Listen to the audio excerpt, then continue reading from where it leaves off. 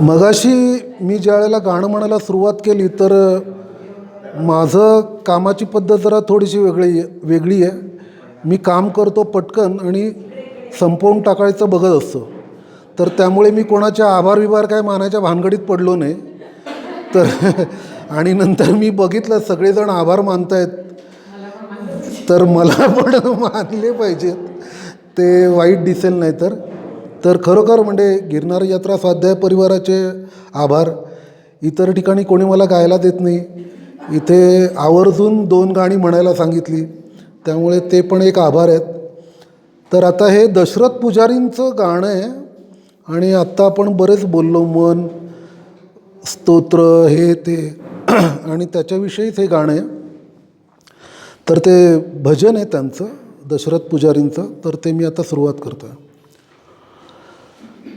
याला karaoke track नाही आहे, त्यामुळे मी असंच म्हणतो आहे. ते जरा हरिभजना वीण काळ घालवू नको रे, हरिभजना वीण काळ घालवू नको रे, दोरीच्या सापा दोरीच्या सापा भिवनी भवा भिवनी भवा भेट नाही जीवा शिवा, अंतरीचा ज्ञान दिवा मालवू नको रे, हरिभजना वीण काळ घालवू नको रे, हरिभजना वीण काळ. विवेकाची ठरेल ओल ऐसे बोलावे बोल, विवेकाची ठरेल ओल ऐसे बोलावे बोल, आपुल्या मते उगीच चिखल कालवू नको रे, हरिभजना वीण काळ घालवू नको रे, हरिभजना वीण काळ. संत संगतीने उमज संत संगतीने उमज, आणुनी मनी पुरती समज, संत संगतीने उमज आणुनी मनी पुरती समज, अनुभवा वीण मान डोलवू नको रे, हरिभजना वीण काळ घालवू नको रे, हरिभजना वीण काळ. सोहिरामणे सोहिरामणे ज्ञानज्योती ज्ञानज्योती, सोहिरामणे ज्ञानज्योती ज्ञानज्योती, तेथे कैची दिवस रात्री, अंतरा वीण नेत्रपाती हालवू नको रे, हरिभजना वीण काळ घालवू नको रे, हरिभजना वीण काळ घालवू नको रे, नको रे, नको रे. आतापर्यंतच्या 2 सत्रात आपण नामस्मरण तथा स्तोत्र आणि मंत्र यांच्या परिणामावर माहिती घेतली. आपल्या घरी, मंदिरात, कुठल्याही आध्यात्मिक कार्यक्रमात आपण आरतीनंतर मंत्र पुष्पांजली म्हणत असतो. आजी आजोबा आई वडील म्हणायचे म्हणून आपणही म्हणतो, पण त्याचा अर्थ किंवा ती का म्हटली जाते ही आपल्यापैकी हार्डली कोणाला ती माहिती असेल. तर मी सौ जयश्री गुमे यांना विनंती करते की त्यांनी मंत्रपुष्पांजली ह्याच्यावर आपलं मार्गदर्शन करावं. नमस्कार. माझे गुरु विस्फुट दादा देसाई व देसाई सर यांना व श्री स्वामी समर्थ रामदास स्वामी यांना माझा साष्टांग नमस्कार. सज्जन जिथे राहतात तो सज्जन, अशा पवित्र ठिकाणी अशा पावन वास्तूमध्ये मला मंत्रपुष्पांजलीचा अर्थ सांगण्याची संधी दिली त्याबद्दल मी माझे भाग्य समजते. रवींद्र पेडणेकर सर आणि रवींद्र राज्याध्यक्ष सर यांचे मी मनपूर्वक आभार मानते.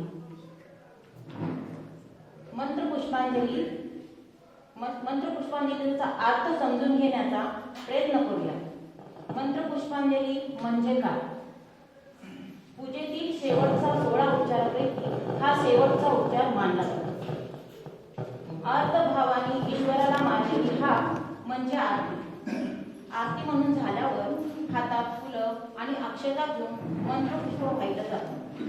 मंत्राचा उच्चार करून मंत्रपुष्प वाहणं असे ही कृती आहे, म्हणून ती मंत्रपुष्पांजली. मोबाईलवर काय मेसेज येतात? मंत्रपुष्पांजली खऱ्या अर्थाने आपली भारतीय संस्कृतीची राष्ट्र प्रार्थना आहे. आपल्या राज्यात काय असावं, आपलं राज्य कसं असावं याबद्दलची सगळ्यांनी मिळून एकत्र केलेली कामना, इच्छा, प्रार्थना ही नेहमीच फळाला येत असते. जसं आपण राष्ट्रगीत म्हणतो ना की आमच्यावर कशी कृपा व्हावी, भारत आधे उदावा.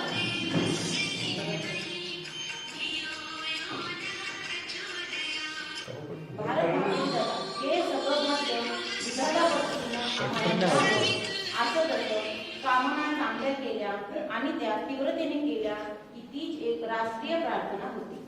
ती एक राष्ट्रीय आपल्या कर्तव्याची जाणीव देणारी स्वतःची भूमिका तयार होती. या विश्वाप्रती राष्ट्राप्रती असलेली माझी भावना आपण व्यक्त करायची आणि त्या भावनेने भारित असलेली मंत्रपुष्पांजली ईश्वराला अर्पण करायची. हाच खरा मंत्रपुष्पांजलीचा अर्थ आहे. हा बोला. हा आता बरोबर आहे. बोला. हॅलो. मंत्रपुष्पांजली एक वैदिक प्रार्थना आहे. मंत्रपुष्पांजली खडखड करतो ना वाढवलं. हे एक सलग सूक्त नाही, वेगवेगळ्या ग्रंथातील मंत्राचं हे संकलन आहे. ऋग्वेद, तैतरी आरण्य आणि ऐतरीय ब्राह्मण यातील मंत्र मिळून मंत्रपुष्पांजली तयार झाली आहे. यात एकूण 4 मंत्र आहेत. तर पहिल्या मंत्राचा अर्थ बघूया. ओम यज्ञेन यज्ञमयजंत देवास्थानी धर्मानी प्रथमान्यासन. या यज्ञ या शब्दाचे अनेक अर्थ आहेत, पण यज्ञ या शब्दाचा व्यापक अर्थ कोणता आहे तो लक्षात घ्या. समर्पण भावनेनं विश्वकल्याणासाठी योगदान देणं म्हणजे यज्ञ. आहुती, समिधा आणि यज्ञकुंड एवढ्यालाच आपण यज्ञ म्हटलेलं नाही. ज्ञानेश्वर महाराजांनी जेव्हा सगळ्यांच्या कल्याणासाठी ज्ञानेश्वरी लिहिली त्याला वाग्यज्ञ असे म्हटले आहे. मनुष्य जेव्हा पैशाचा सदुपयोग योग्य कामासाठी करतो त्याला द्रव्य यज्ञ म्हणतात. या विश्वातल्या सगळ्या देवांनी यज्ञ करून निरपेक्ष भावाने आपलं योगदान देऊन भगवंताची पूजा केली. देव आणि भगवंत हे वेगळे आहे बरं का. कश्यप आदितीच्या पोटी आलेली एक संतती दैवी गुणांनी युक्त, त्यांना आपण पुराणामध्ये देव म्हटलेला आहे. आणि विश्वात्मक शक्तीचा चालक असा जो भाग्यवान तो भगवान. तेव्हा जो प्रजापती किंवा महाविष्णू, विष्णू सहस्रनामामध्ये विष्णूचं नाव पण यज्ञ आहे. तेव्हा अशा प्रजापती, महाविष्णू किंवा कोण जो भगवंत, सुपरशक्ती म्हणू आपण, तर त्या भगवंताची पूजा या सगळ्या देवांनी कशी केली तर समर्पण भावनेनं योगदान देऊन. यज्ञेन यज्ञमयजंत देवा. या देवांनी यज्ञानेच अशा कार्यानेच भगवंताची पूजा केली आणि त्यामुळे स्थान धर्माने हे देवांनी पूर्वी केल्यामुळे धर्म करायचा म्हणजे काय करायचं तर धर्माचं प्रथम स्वरूप हे निर्माण झालं. बाकी पुढे पूजा, अर्चा, अनुष्ठान, उत्सव हे स्वरूप आहे. पण हे स्वरूप फळाला कधी चांगलं येईल जेव्हा त्याच्यामध्ये दान धर्माचा विषय असेल, जेव्हा त्याच्यात सृष्टीची काळजी असेल. अशा रीतीने धर्माचं प्रथम स्वरूप हे यज्ञ स्वरूप, यज्ञमय आयुष्य असलं पाहिजे. हे धर्माचं प्रथम स्वरूप झालं. स्थानी धर्माने प्रथमान्यासन. तेहनाकं महिमान सचंत यत्र पूर्वे साध्याः सन्ति देवाः. या सगळ्या देवलोकांना म्हणजे स्वर्ग लोकांसारखं महिमानच असं एक मोठं स्थान प्राप्त झालं. कशाने प्राप्त झालं? त्यांच्या निवासाला भूमीपेक्षा असं श्रेष्ठ असं स्वर्ग नावाचं स्थान प्राप्त झालं. पूर्वे साध्याः त्यांना ते पूर्वी साध्य झाले. कशाने? अशा तऱ्हेने यज्ञाने. म्हणून आपणही अशा यज्ञाला सिद्ध होऊया, म्हणजे आपणही स्वर्ग लोकांचे अधिकारी होऊ, अशी कामना आपण यामध्ये करतो. सध्या साध्याः सन्ति देवाः. तेव्हा हे सगळं साध्य करण्यासाठी आम्हाला अशा तऱ्हेचे स्वर्ग या भूमीवर अवतरवायचा आहे. या आमच्या संकल्पासाठी आम्ही नमस्कार करतो. कोणाला नमस्कार करतोय? ओम राजाधिराजाय, जो राजाचाही अधिराज या भगवंताला. आणि तो भगवंत कसा आहे? कुबेरासारखा अत्यंत श्रीमंत आहे आणि आमच्या कामना पूर्ण करणारा आहे. म्हणून आम्ही त्याला नमस्कार करतो आहोत म्हणजे कुर्मई. कोणाला करतो आहोत? वैश्रवणाय. इथे विश्रव्यांशीचा मुलगा जो कुबेर म्हणजे धन देणारा श्रीमंत. कुबेर ही सुद्धा भगवंतामधील एक विभूती आहे. या कुबेर स्वरूप या भगवंताला आम्ही सगळे नमस्कार करतो आहोत, इच्छा व्यक्त करतो आहोत. कोणती इच्छा व्यक्त करतो आहोत? समे कामान काम कामाय. आमच्या ज्या काही कामकामना आहेत त्या सगळ्या कामकामना तो पूर्ण करून असा तो कामेश्वर आहे. या कुबेरासारख्या श्रीमंत राजाधिराजांनी आमच्या सगळ्या कामकामना मनोकामना पूर्ण कराव्यात. त्या कुबेरासारख्या श्रीमंत असणाऱ्या राजाधिराजाला आम्ही काय मागतो? ओम स्वस्ती. आमचं कल्याण व्हायला पाहिजे. साम्राज्यम भोज्यम. भोज्य म्हणजे उपभोग घेण्यायोग्य वस्तू. या सर्व म्हणजे धनधान्य वगैरे वगैरे उपयोग घेण्यासारख्या वस्तूंनी युक्त असलेलं साम्राज्य. साम्राज्य पण ते स्वराज्य पाहिजे. ज्या राज्यामध्ये आमचा स्वचा विकास झाला पाहिजे, ज्यामध्ये स्वावलंबन असेल, स्वच्छता असेल, स्वचित्त शुद्धी असेल, जिथे स्वाभिमान असेल, ज्या ठिकाणी स्वाध्याय असेल. हे सगळं स्व आहे बघा. स्वाध्याय, स्वाभिमान, स्वच्छता, स्वनिर्भरता, सगळ्या स्वचा जिथे विकास करता येईल असं राज्य आम्हाला पाहिजे. तसंच वैराग्य पण पाहिजे. हॅलो हॅलो स्विच मध्ये प्रॉब्लेम होतोय. तसंच वैराग्य पण पाहिजे, म्हणजे सगळ्या सुखसोयी पाहिजे, पण त्या किती उपभोगायच्या? वैराग्य पद्धतीने उपभोग घेण्याचं आम्हाला मन पाहिजे. आम्हाला खूप पदार्थ पाहिजे, पण हे केव्हा किती कसे खावे याच केव्हा किती खावे, कसे खावे, प्रमाणात खावे याची बुद्धी पण पाहिजे. हे वैराग्य पाहिजे. असं परमश्रेष्ठ राज्य म्हणून पारमेष्टम असं जे महाराज्य असेल ना, त्याच्यावर आधिपत्य कोणाचं पाहिजे? आमचं आधिपत्य पाहिजे. अशा राज्यावर जिथे उपभोगी वस्तू आहेत, स्वचा विकास आहे आणि त्याबरोबर वैराग्य प्रधानता आहे, अशा राज्यावर आमचं आधिपत्य असावं. म्हणून महाराज्यमाधिपत्य म्हणजे महाराज्य ज्याच्यावर आधिपत्य मयम आमचे आधिपत्य पाहिजे. महाराज्य किती मोठं असावं? समंत पर्यायी शार, सर्व असमंतापर्यंत पसरलेलं असावं. ज्याच्यावर आमचं स्वामित्व कसं पाहिजे? सार्वभौम स्वामित्व पाहिजे आणि ते दीर्घायुष्य पाहिजे. आमच्या राज्याची सीमा आतार्धा परार्धात, पृथ्वीच्या एका टोकापासून दुसऱ्या टोकापर्यंत पसरलेलं समुद्र ही ज्याची सीमा असेल ते आम्हाला सगळ्या सृष्टीचे राज्य उपभोगण्यासाठी समुद्री ज्याची सीमा असेल आम्हाला सगळ्या सृष्टीचे राज्य उपभोगासाठी नाही करायचं आहे, वैराग्यासाठी करायचं आहे, विश्वबंधुत्वासाठी करायचं आहे. आमचे राज्य ही भावना यामागे आहे. आमचं एकमताचं राज्य असावं, म्हणजे या विश्वबंधुत्वाची भावना प्रत्येकाच्या मनात येऊन आता विश्वात्मके देवे असं आपण विश्वात्मक कर्म करायला एकत्र आलो आहोत. अशा आमच्या एकात्मतेच्या बुद्धीने, भावनेने हे राज्य असावं आणि ही आमची मनोकामना पूर्ण व्हावी यासाठी आम्ही हा श्लोक म्हटला. तदपेश श्लोको विहितो. या कारणासाठी आम्ही श्लोक म्हटला, म्हणजे पूर्वी सुद्धा याच कारणासाठी म्हटला गेला. कशासाठी म्हटला गेला होता तर पुराणामध्ये अविक्षित एका ऋषीचे जे पुत्र आहे त्यांना मरुतगण असं म्हटलंय. मरुत म्हणजे वायू, मरुतगण म्हटले. मरुत म्हणजे वायू आणि खरं म्हटलं तर वायू हे एकच तत्व आहे की ज्याचा संचार सगळ्या त्रिभुवनात आहे, ज्याला प्रत्यक्ष आपण अनुभवतो असं वायू म्हणजे मरुतगण. या मरुतगणांनी वेढलेलं मरुत परिवेष्टारो आणि ज्यामध्ये मरुत राहतात म्हणजे वायू मंडळाने वेष्टी सुद्धा ही पृथ्वी आहे. मरुत परिवेष्टारो मरुतशा वसनगृहे. मरुतांचं गृह पण आहे आणि मरुतांनी वेष्टिलेलं पण आहे.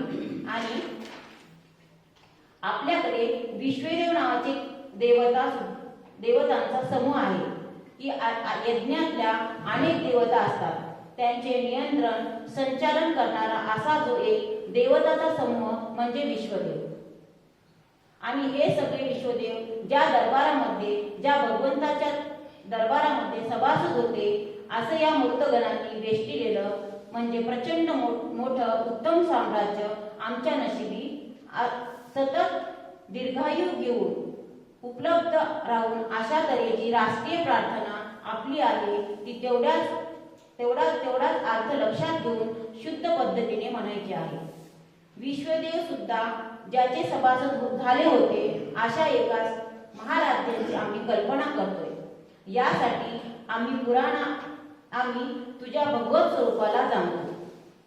एकदंताय विद्महे वक्रतुंडाय धीमहि तन्नो दंती प्रचोदयात्.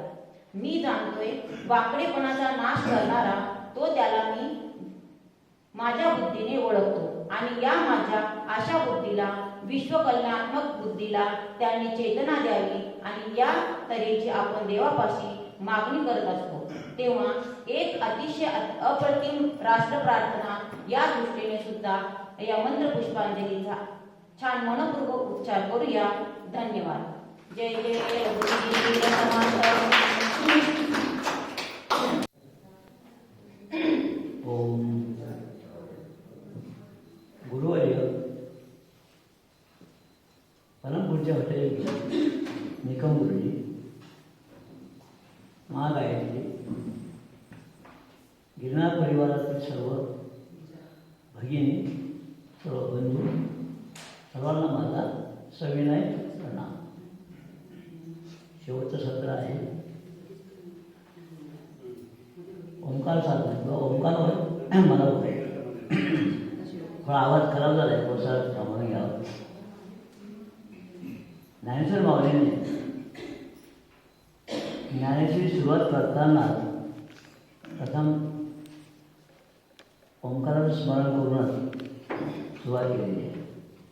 ओम नमो याद्या वेद प्रतिपाद्या जय जय समिद्या आत्मा. ओम नमो याद्या जो आद्या आहे म्हणजे सृष्टीच्या पूर्वी जो होता आवाजाच्या रूपामध्ये, ध्वनीच्या रूपात तो आद्या, तो जो ओम आणि तो आत्मस्वरूपात प्रत्येकाच्या हृदयात जो आहे तो, अशा ओंकाराला आम्ही जयजयकार करतो. पुढे माऊली म्हणतात ओंकार बिंदू संयुक्तम नित्यम ध्यायंती योगिनः ज्ञानदम मोक्षदम चैव ओंकाराय नमः. म्हणजे ओंकाराचे नित्य ध्यान केल्याने ज्ञानाची प्राप्ती होऊन मोक्ष मिळतो. ब्रह्मांडातील ओम हा ब्रह्मांडातील प्रथम ध्वनी आहे, प्रथम आवाज आहे. ओम ध्वनीतूनच ब्रह्माने सृष्टीची निर्मिती केली. ओम ब्रह्मांडातील पहिले अक्षर आहे आणि एक व्हायब्रेशन आहे. महर्षी पतंजली योग दर्शनमध्ये पहिल्या अध्यायात 36व्या सूत्रामध्ये म्हणतात, ओम तस्य वाचक प्रणवः, म्हणजे ओम हा ईश्वर आहे. यालाच प्रणव असं म्हणतात. Creation of sound. विज्ञानाच्या दृष्टिकोनातून ब्रह्मांडातून नाद जे व्हायब्रेशन आहे ते सूक्ष्म व्हायब्रेशन आहे.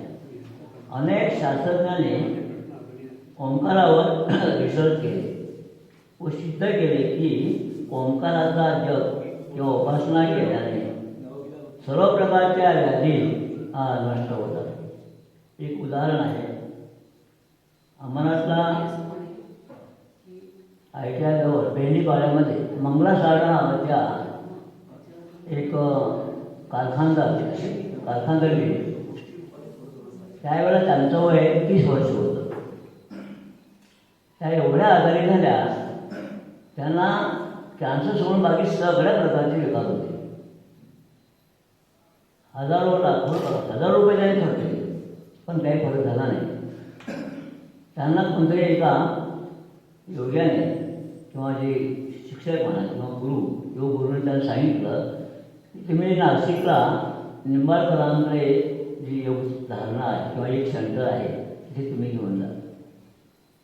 आणि त्यांना त्या ॲम्ब्युलन्समध्ये घेऊन जातात, कारण त्यांना बसता येत नव्हतं, उठता येत नव्हतं.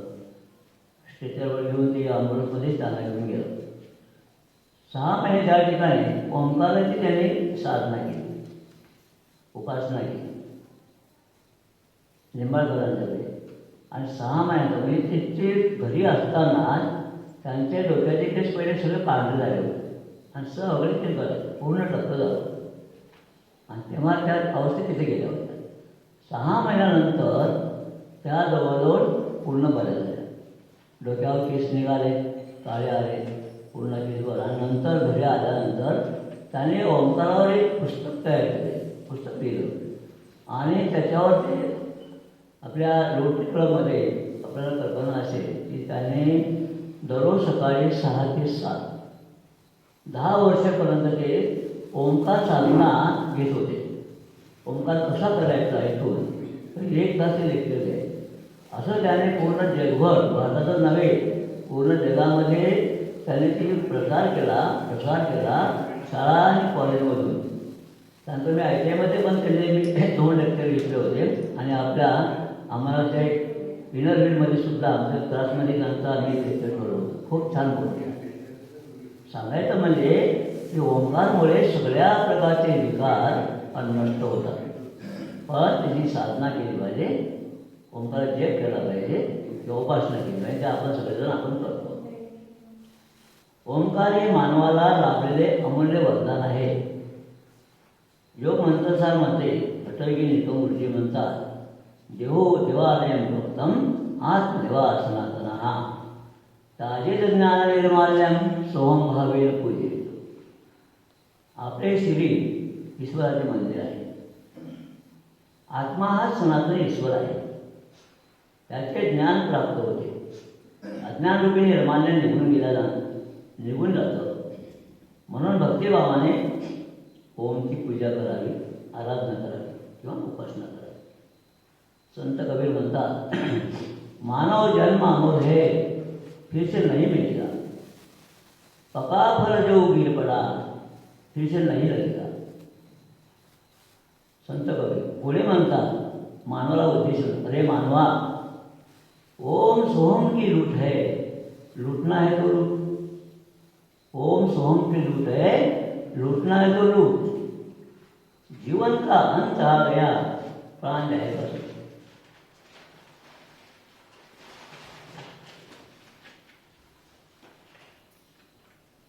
प्रत्येक धर्मामध्ये ओमला वेगळ्या वेगळ्या नावाने संबोधतात. जसा ओम ओंकार आपल्या हिंदू धर्मामध्ये म्हणतो. तर जैन धर्मामध्ये त्याला ओ म्हणतात.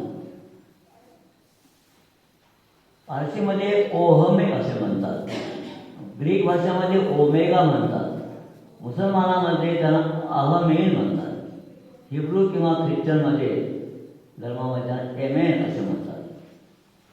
आणि उपनिषदेमध्ये व भगवद्गीतेमध्ये उल्लेख आहे ओंकार परमं ब्रह्म, ओंकार परमो गुरुहा, ओंकार परमात्मा च ओंकार त्वमेव परहा. मांडविकी उपनिषदमध्ये जो उल्लेख आहे, वेदामध्ये उल्लेख आहे, वेद सार आहे वेदामध्ये. तर हे मांडविकी उपनिषदमध्ये म्हटलं आहे ओम एकच अक्षरम इदम सर्वम, म्हणजे ओम अक्षर असे आहे या सर्व काही आहे. मांडव्य ओमच्या 3.5 मात्रा मांडव्य उपनिषदामध्ये ओमच्या 3.5 मात्रा सांगितल्या आहेत. ते सगळ्यांना माहिती आहे आपल्याला. सरांच्या भाषणामध्ये अनेक वेळा हा विषय झालेला आहे, आपल्या सगळ्यांना माहिती आहे. अ, उ आणि म ओम. तर अ म्हणजे अकार, उकार आणि मकार, आपल्याला माहिती आहे. आणि आता जो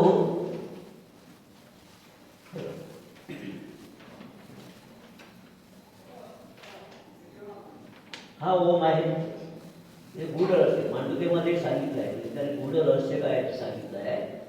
खाचा जो बघा, खाचा जो आकारात छोटा आहे अचा, आणि खाचा हा मोठा आहे. वरचा लहान आहे, खाचा मोठा आहे. आणि हा जो आहे उकार, हा खाचा उकार आहे, हा मकार आहे, ह अकार आहे, हा उकार आहे आणि हा मकार आहे. हा अर्धचंद्र जो आहे ती माया, त्याला विषय निघाला होता आपल्या याच्यामध्ये प्रश्न मायाबद्दल ते खूप बोलणार आहे नंतर. आणि हा जो बिंदू आहे ती तुर्यावस्था आहे. ते आपण ओमचा आपण विषय बघूया. जागृत अवस्था आहे, सृष्टी निर्मिती दर्शविते. अचे उच्चारण नाभीमधून होते. मगाशी ताईने सांगितलं आहे उच्चारण आलेलं भाषणामध्ये. जे आमचे भौतिक शरीर व भूतकाळ दर्शविते. हे स्थूल शरीराला जोडले गेले आहे. याला ब्रह्मजागृतीचा अनुभव म्हणतात. हे ब्रह्माचे प्रतीक आहे. स्वप्नावस्था दर्शविते.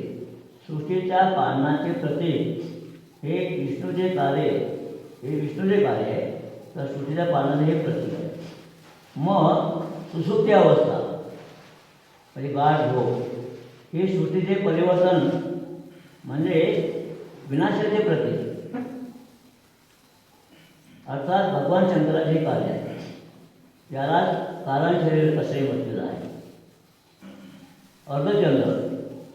अर्धचंद्र ही माया आहे. माया ही भ्रम पडते, पण इथे आपण भ्रमिष्ठ होतो.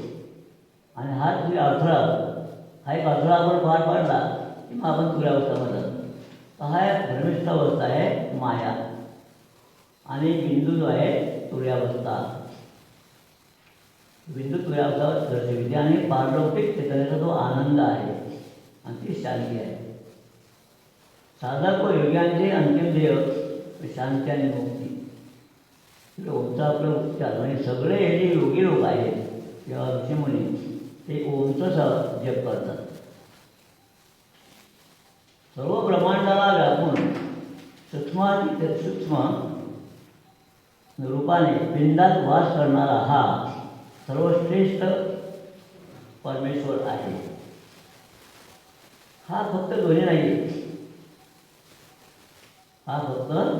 ध्वनी नाही, चेतनाकडे घेऊन जाणारा मार्ग आहे.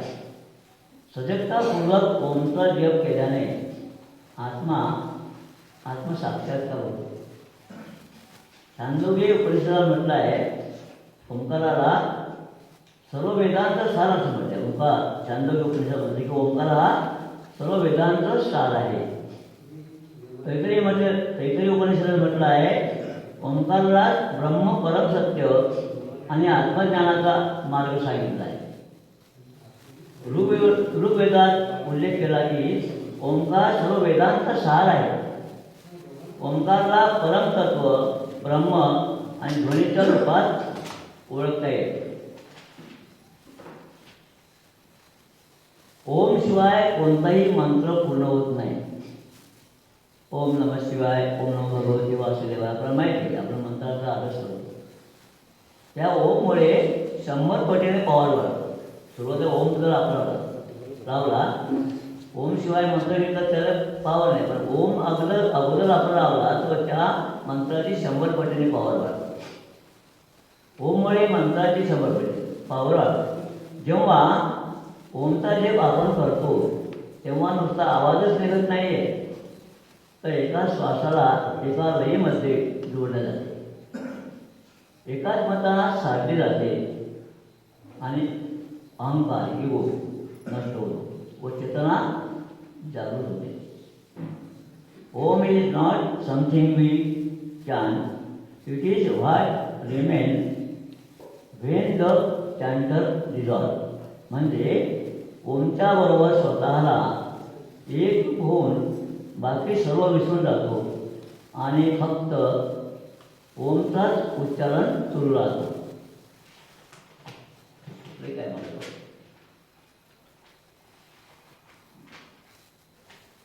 बरोबर.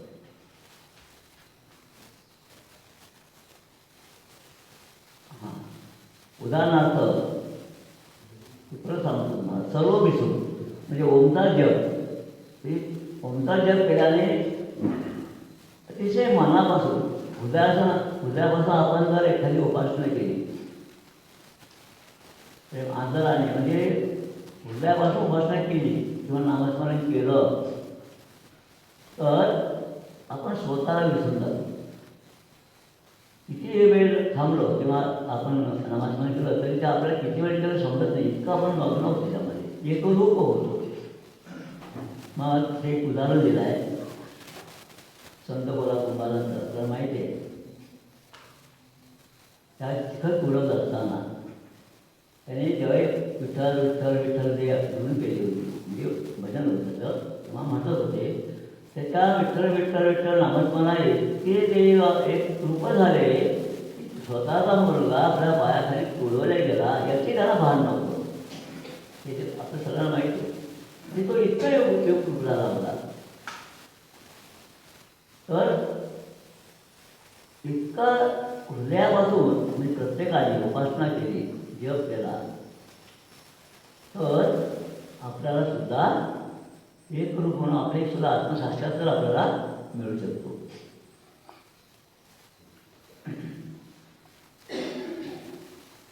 आता ओम आपण ओंकाराचं 3 वेळा ओंकार, 4 वेळा ओंकार आपण घेतो. आम्हाला गुरुजींनी सांगितलं आहे, आम्ही हा तोच घेतो, काही फरक असा नाही. पण कुटीरमध्ये जो ओंकार, लघुलहरी ओंकार आपण घेतो, तो कुटीरमध्ये जो आम्ही घेतो तो कंटिन्यू, जर 100 लोक असतात, 500 लोक असतात, त्यावेळेला जवळजवळ 10 मिनटं त्याची आम्ही लघुलहरी ओंकार घेतो. तिथं कसं आहे, ओंकार सुरू आला म्हणजे एका वेळा तुम्ही 4 करा, 5 करा, 6 करा, एका श्वासामध्ये. श्वास संपला की परत तुम्ही कंटिन्यू करा, थांबायचं नाही. थांबायचं नाही. आता आपण ते प्रॅक्टिस करणार, थांबायचं नाही.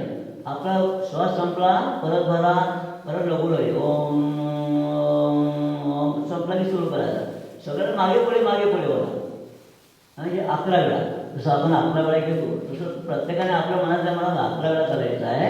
मग एका याच्यामध्ये ओम हा 3 वेळा म्हणा, 4 वेळा म्हणा, 5 वेळा म्हणा, जेवढं होईल तेवढं करायचं आहे. ताट बसा, डोळे बंद करा, ताट बसा. प्रत्येकाने 11 वेळा बोलायचं. हां, 6 वेळा पुरा.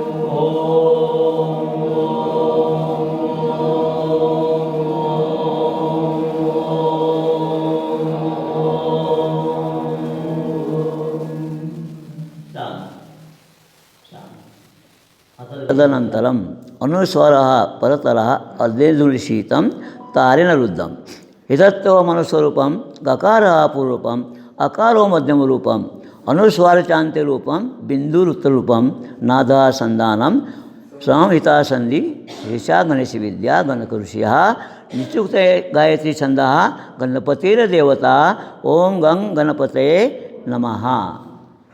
हे अथर्वशीर्षामध्ये आपल्याला माहिती आहे. म्हणजे गणपतीच काय ओमचं प्रतीक आहे. पतत्यपूर्वानो नियमानं केवलं भजा. नुसतं आपल्याला आता नियमाचा विषय आहे तर फक्त यमाचंच आपल्याला पालन करायचं नाही आहे. त्याच्याबरोबर नियमाचं पण पालन होणं गरजेचं आहे. यमाचं तर सर्व काळ पालन केलेच पाहिजे. नुसत्या नियमाचे पालन नाही, कारण नुसत्या नियमाच्या पालन करणारा यमाच्या पालनाशिवाय पुढे प्रगती करू शकत नाही. आता 5 तत्व आपले यमाचे यम आणि नियमाचे 5 आहेत. तर पहिला आपण यम पाहूया. मोबाईल काढून घे. सॉकेटमध्ये प्रॉब्लेम आहे. आता आणून काढणे कुठला मोबाईल आता बंदच होतो. वरचा पण ओके. 5 यम आहेत. अहिंसा, सत्य, अस्तेय, ब्रह्मचार्य आणि परिग्रह. हे आपले स्वतःसाठी आहे. आणि याच्यामध्ये पण आपले श्लोक पण याच्यामध्ये येतात. अहिंसाची आपण सुरुवात करूया. पहिलं अहिंसा प्रतिष्ठाया तत्सनेत वैरत्याग. जसं की हिंसा न करण्याचा अभ्यास पूर्ण झाल्यानंतर त्याचे जवळजवळ असलेले एकमेकाचे जे वर्षानुवर्ष जे वैर असतात ते पण मैत्रीमध्ये एकत्रित होऊन जातात. जसं की जन्मजन्मीचे वैर सर्प आणि नकुल असतं. परस्पराचे एकमेकाचे जन्मजन्मीचे वैर असलेले सर्प नकुल सुद्धा परस्पर मित्र बनतात. वाणीने, कृतीने किंवा मनाने कोणालाही दुःख न देणे हे अहिंसा आहे. हिंसा न करणे एवढा त्याचा मर्यादित अर्थ नाही, परंतु कोणाचाही द्वेष न करणे, सर्वाबरोबर प्रेमाचे संबंध ठेवणे अशी त्याची मर्यादा आहे. आज स्वार्थासाठी दुसऱ्याचा द्वेष करणे एवढे स्वाभाविक होऊन बसले आहे की असं पण मनामध्ये येतं की आयुष्य एवढं कमी असताना लोकांचा द्वेष करण्यामध्ये आपण टाईम का वेस्ट घालवतो आणि एवढ्या लोकांना वेळ मिळतो कसा. तर प्रेमाने तर सृष्टीची निर्मिती झाली आहे. प्रेमाने तर सर्व जीवनाचा विकास होतो. अहिंसा हे भयमुक्तीचे एक प्रभावी साधन आहे. नेक्स्ट येतं सत्य प्रतिष्ठाया क्रियाफलास्त्व. नीतिशास्त्राचा हा एक महत्त्वाचा सिद्धांत आहे. यमात दिलेल्या तत्वाचे पालन करणे जरी कठीण असले तरी प्रयत्न करणे आपल्या हाती आहे. जीवनाचे अंतिम रहस्य बनवण्याचे असेल तर व्यवहार सत्यावर आधारित करणे अवश्य आहे. सत्याच्या पालनाने वाचासिद्धी प्राप्त होते. कधी कधी आपण कोणाचं दर्शन घेतो किंवा मग आपण एखादं काम सांगतो तर तो पटकन बोलून जातो, हां नको काळजी करू, होईल, आणि ते होतं. तर आपल्याला असं वाटतं की हां त्यांनी आशीर्वाद दिला आणि आपला झाला, म्हणजे त्यांना ती वाचसिद्धी प्राप्त झालेली असते. बोलणे जे सत्य असते आणि हे कधी कोणाला होते वाचसिद्धी प्राप्त, जो नेहमी सत्यामध्ये असतो, सत्य बोलणं असतं त्यांनाच प्राप्त होते. जे बोलते ते सत्य घडते. सत्य व प्रेम जीवनाचे मूल सिद्धांत आहेत व त्यातही थोडे बारकावे प्रापंचिकाने लक्ष घातले पाहिजे. असे चोर बदमाशांशी संबंध पडल्यानंतर खोटे बोलले तरी ते पाप होत नाही. फॉर एक्झाम्पल, एखादा कसाई जर गाईच्या मागं लागला असेल गाईला मारण्यासाठी, तर आपल्याला तो विचारतो, गाई दुसऱ्या वाटेने जाते, जर आपल्याला विचारलं गाई कुठे गेली तर आपण दुसरी त्याला वाट दाखवतो की दुसऱ्या दिशेने गेली, तर ते पाप होत नाही. पापी लोकांनी दिलेले धन देशालाही दुःखदायी ठरते. याच कारणाने धर्मासाठी खोटे बोलणे पाप नव्हे. एखाद्याचा प्राण वाचवण्यासाठी खोटे बोलणे हेही पाप नाही. आता अस्तेय प्रतिष्ठाया सर्व रत्नोपस्थानम. आता हे अस्तेय तर असं आहे की रत्नासारखं आहे. ते रत्नाची उपमा दिलेली आहे. आपली राहणीमान साधेपणा राखून कमी खर्चाने जीवनमान राहणे, हे हौस मौज शौक फॅशन वगैरे गोष्टीत असतात खर्च न करणे. असा खर्च होऊ लागल्यास लोभवृत्ती वाढत जाते आणि ही लोभवृत्ती सर्व पापांची जननी मानली जाते. दुसऱ्यांचा पैसा घेणे, त्याच्या पैशावरती आयश करणे, त्याचा गैरवापर करणे किंवा घेतलेले पैसे परत न देणे, त्याचा विश्वासघात करणे ही एक प्रकारची चोरीच होती. सध्याच्या सगळ्या आकर्षणापासून अलिप्त राहणे हे लोभमुक्तीचे लक्षण आहे. जसं मगाशी ताईंनी सांगितलं होतं की कोणाकडे साडी आहे, गाडी आली तर मग आपल्याला तो द्वेष होतो, माझ्याकडे का नाही आहे. तर मग ही लोभमुक्ती एक लक्षण आहे. तर ती लोभ न करता साधेपणामध्ये जे माझ्या आहे, मी सुखी आहे, माझं जे आहे ते माझं मला छान आहे, असं हे आपल्या आनंदाचं कारण बनतं. दुःखाचे बंध कापले जातात, या मनाला शांती लाभते आणि स्वार्थासाठी लांडीलबाडी न करता नीतीने मानधर्माला जागून व्यवहार करण्याने एक खऱ्या रत्नाची प्राप्ती होते. आता चौथा ब्रह्मचार्य प्रतिष्ठाया वीर्य लाभम. आता हा खूप महत्त्वाचा भाग आहे आपल्या योग साधनेमध्ये, पण गुरुजीने खूप चांगल्या शब्दामध्ये मांडलेला आहे. शारीरिक, मानसिक आणि सामाजिक आदी सर्व शक्ती ब्रह्मचार्यावर आधारित आहे व तत्वाच्या पालनाचे सारा मानव समाज सुख आणि शांतीला प्राप्त करू शकतो. ब्रह्मचार्याचे रक्षण करून शरीरस्थ ओझ वाढवून आरोग्य सांभाळणे, काम प्रवृत्ती वाढवणारा प्रकार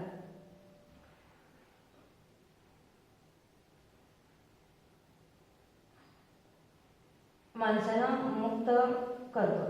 तसेच त्याचं आहार विहार त्याच्यावरती पण ते अवलंबून राहतं. जर तुम्ही जसं तामस आहार घेणार तर त्याने आपलं ते पण ब्रह्मचार्य त्याच्यावरती पण अवलंबून असतात. त्यासाठी आहार पण खूप महत्त्वपूर्ण आहे. जे नाचलेल्या वस्तूचे सेवन करणे, वाईट विचार, वाईट वाङ्मय वाचणे, हे पण अनियमित आरोग्याच्या आहाराने जो योग्य आहार आहे तो घेणे, जो आरोग्य बिघडण्यासारखा आहे तो आहार न करणे. आणि लास्टचं असं सांगितलेलं आहे, मी त्या ब्रह्मचार्याचे पालन करण्यास मदत होते. काया वाचा मने या व्रताचे पालन फलदायी ठरते व गृहस्थ आश्रमी असूनही ब्रह्मचार्याचे पालन होऊ शकते. पूर्वजांनी त्या बाबतीत इशाराही दिलेला आहे. ऋतुकाले स्वधारेषु संगीतार्य संगतीर्या विधानता ब्रह्मचार्य देवोक्ता गृहस्थाश्रम वासेना. ऋतुकालाप्रमाणे आपल्या धर्मपत्नीच्या शास्त्रानुसार केवळ संतोपत्तीसाठी पण समागम करणारी गृहस्थ व्यक्ती असतानाही ते ब्रह्मचारी ठरते. लास्ट याच्यामधले अपरिग्रह जन्मकंधा संबोधा. तर याच्यामध्ये कोणत्याही वस्तूची आसक्ती न बाळगता संग्रह करण्याची प्रवृत्ती न ठेवणे, यामुळे पूर्वकर्माची जाणीव होते व पुढील भविष्य समजते. संग्रह न करणे यात कोणी एकाच व्यक्तीकडे 4-5 घरं आहेत, एखाद्याला दुसऱ्या ठिकाणी एखाद्याला झोपडी नाही, तर असे पण एखाद्या झोपडीत नसेल, कोणाकडे धान्य गोदामे भरलेले आहेत पण एखाद्याला एक वेळची भाकरी पण नसेल.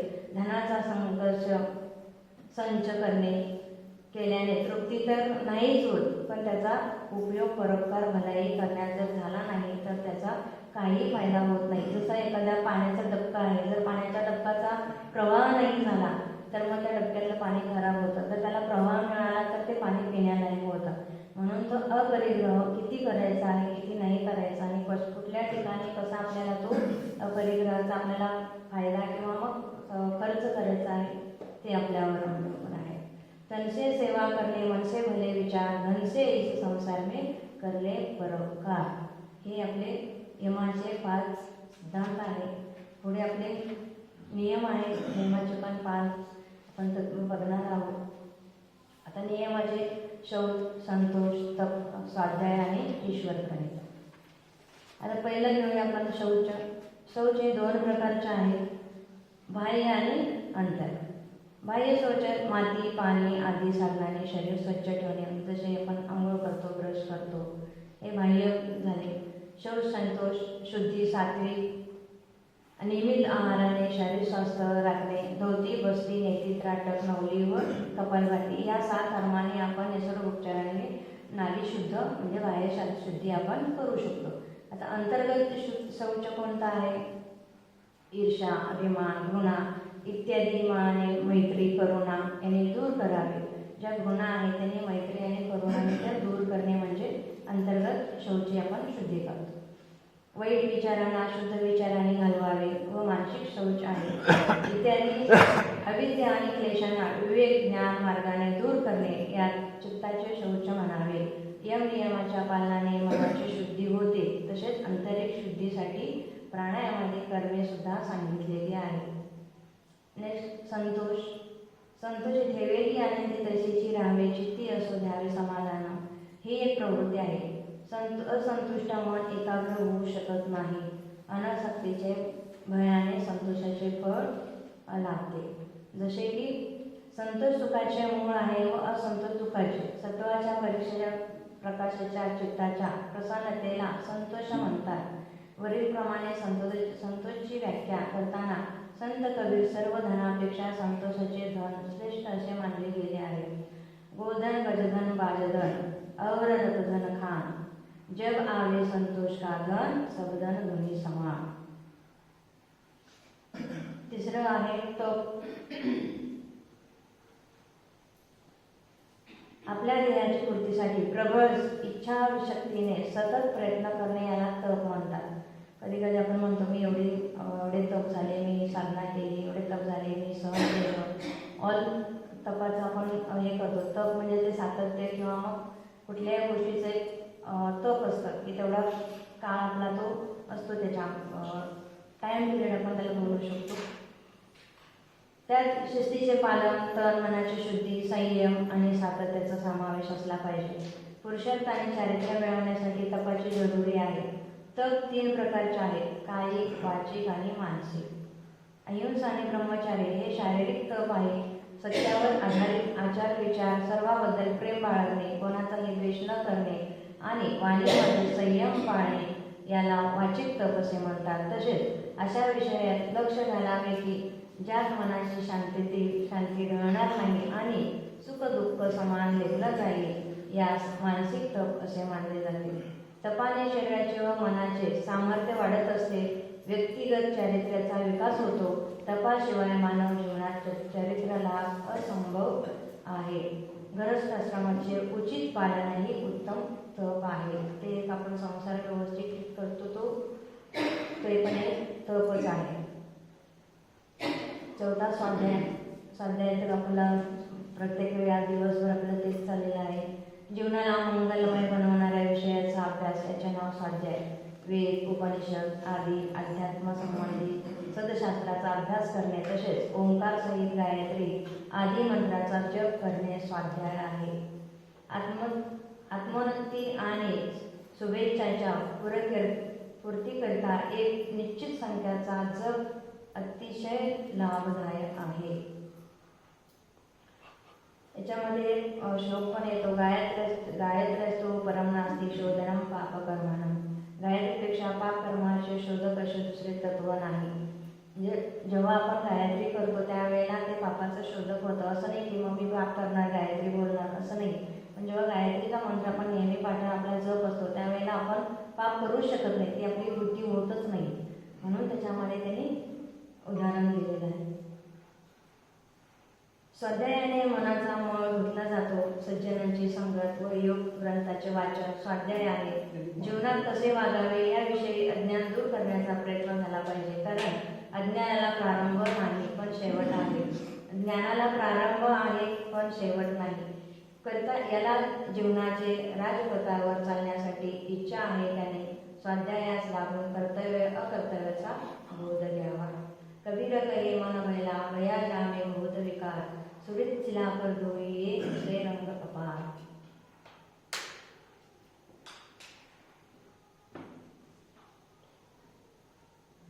पाचवा लास्ट ईश्वर परिधान.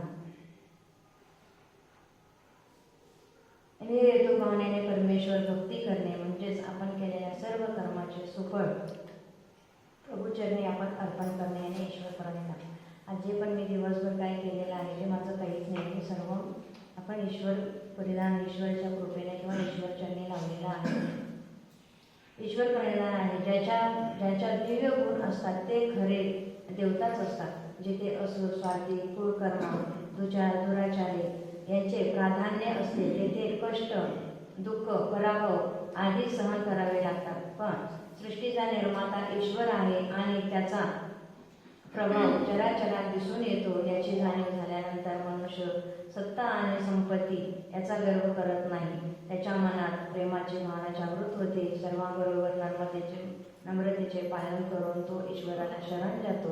ईश्वर भक्ती, श्रवण, कीर्तन, स्मरण, पादसेवन, अर्चन, वंदन, दास्य, साख्य, आत्मनिवेदन त्याप्रमाणे 9 प्रकारचे ईश्वर परिधान आहे. दत्तगुरूंचं भजन आहे. कमलाकर तपस्वींनी म्हटलेलं हे भजन आहे आणि मला सगळ्यात आवडतं हे भजन.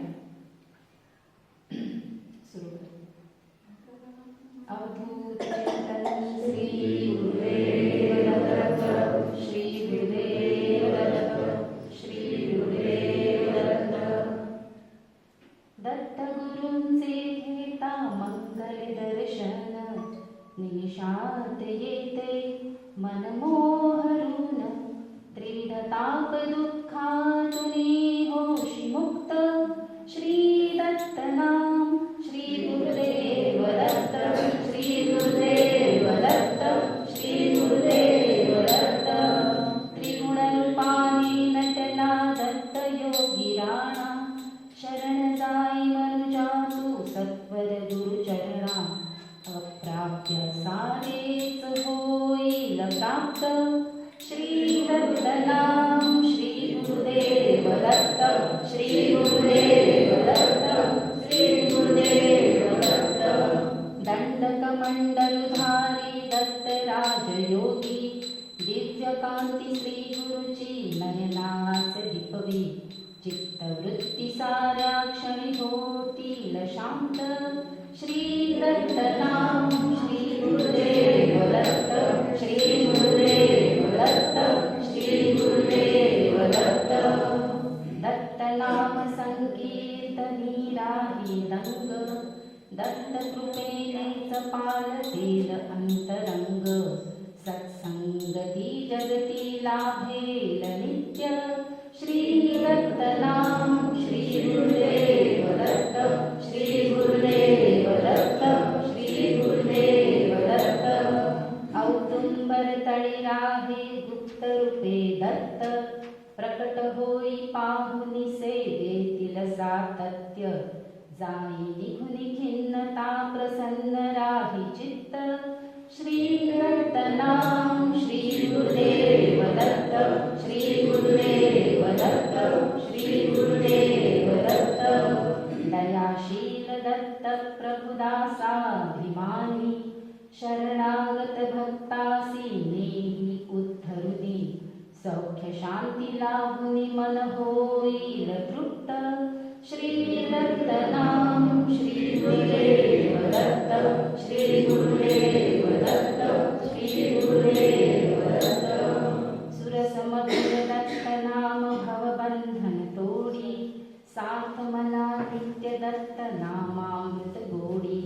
मस्तकी ठेवील दत्त राज कृपा हस्त, श्री दत्त नाम श्री गुरुदेव दत्त, श्री गुरुदेव दत्त, श्री गुरुदेव दत्त.